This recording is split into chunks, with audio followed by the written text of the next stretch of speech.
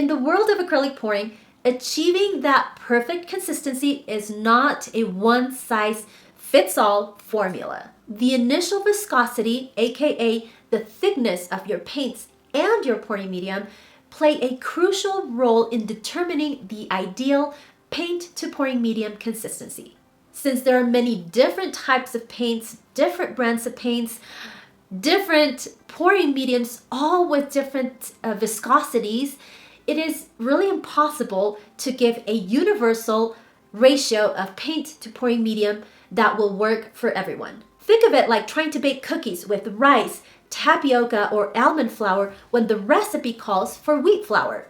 Swapping out the flours in a cookie recipe without adjusting the quantities of these new flours or adjusting the ratios or the quantities of the other ingredients listed in the recipe and expecting to get that same delicious and perfect cookie as when you were baking with wheat flour simply doesn't work. It simply doesn't work like that. Each flour has different properties and absorbs water in different quantities. So you cannot expect to just simply swap out the flour and be done with the recipe and expect the same great results.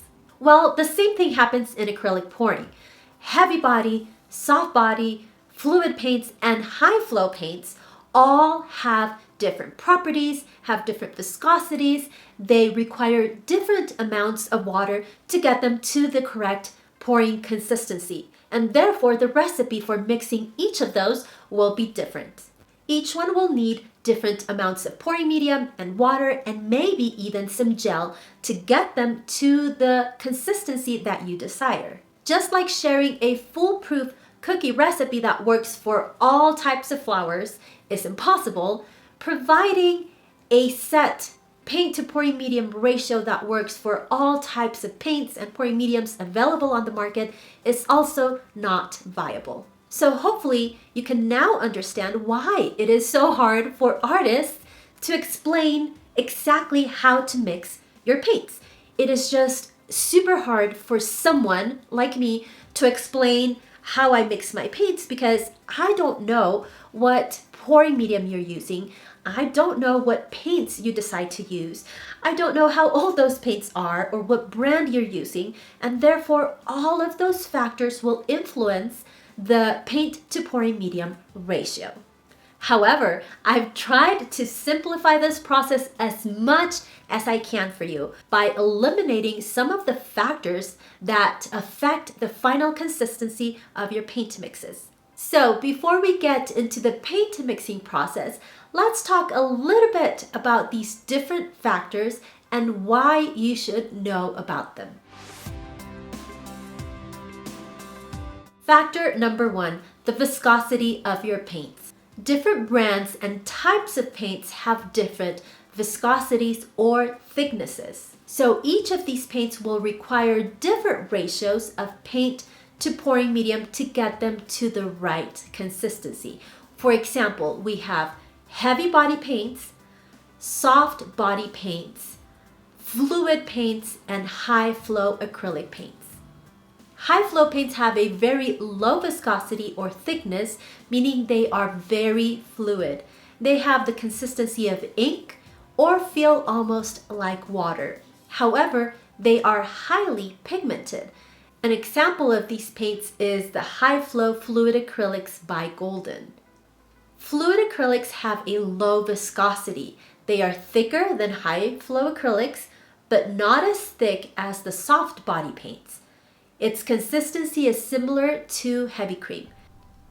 Examples of fluid paints are Liquitex Basics Acrylic Fluid and Golden Fluid Acrylics. A soft body paint has a medium viscosity. Its consistency feels sort of like thick yogurt. It has a creamier feel than the fluid acrylics, and it is more self-leveling than the heavy body paints. Examples of this type of paint are the soft body acrylic paint by Liquitex, Artist Loft Academic Level 1 paint, Americana Decor Metallics by Deco Art, or Golden Open Acrylics. A heavy body paint has a much thicker feel that resembles toothpaste. So when a drop of it is placed on a surface, it will hold its shape very well. Examples of this type of paint are Liquitex Professional Paints, Winsor & Newton Galleria, or Americana Decor Texture by Deco Art. So the viscosity of the brand and type of paint that you're using will determine how much pouring medium you will need to add to it to get it to the right pouring consistency. The thicker your paints are, the more pouring medium you will need. You might even need to add a little bit of water to your mixes to get them to flow just right. The thinner your paints are, the less pouring medium you will need. Factor number 2, the viscosity of your pouring medium. Pouring mediums also have different viscosities or thicknesses. Some pouring mediums, like Floetrol for example, are a little bit thicker. Others, like the Sargent Art pouring medium, are more water-like. So this is also another factor that needs to be considered when mixing your paints with pouring medium. The thicker your pouring medium is, the more you can add to your paint without changing the viscosity of your paints. You might even need to add some water to these mixtures to get them to flow just right. The thinner your pouring medium is, the more careful you need to be when adding this pouring medium to your paints because you run the risk of thinning your paints a little too much. Some pouring mediums are simply too fluid, and if you pair that pouring medium with a paint that also has a very fluid consistency, then it's going to be kind of hard to get your paint mix to one of those thicker consistencies that you need for like a ring pour or other of those pours where you don't want your colors or your rings to blend in too much with each other.